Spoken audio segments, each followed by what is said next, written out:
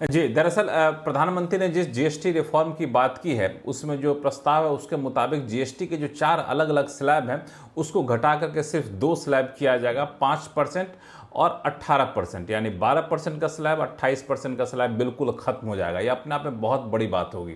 जो 12% का स्लैब खत्म हो गया, उसकी खासियत यह है कि 99% प्रोडक्ट 12% वाले चले जाएंगे 5% में, मानी सारे प्रोडक्ट पर 12% के बजाय 5% ड्यूटी लगेगी। अपने आप में बड़ी राहत मिलेगी, सामान सस्ते हो जाएंगे। इस तरीके से 28% में जितने भी प्रोडक्ट थे उसमें से 90% प्रोडक्ट जो 18% में चले जाएंगे। तो देखिए कितना बड़ा ड्यूटी कट यहाँ पर होगा।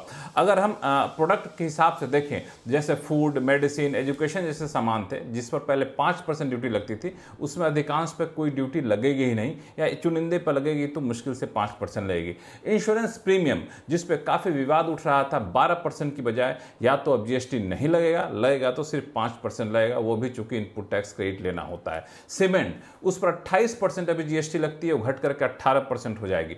TV, AC, fridge, washing machine, इन सब चीज़ों पे 28% की बजाय सिर्फ 18% जीएसटी लगेगा। बाइक जो 350 सीसी से कम है वो 28% से घटा के 18%। कार जो 1200 सीसी से कम है वो 28% से घटा के 18%। बता दूं कि 28% में सेस भी होता है, अभी 18% में सेस होगा ही नहीं।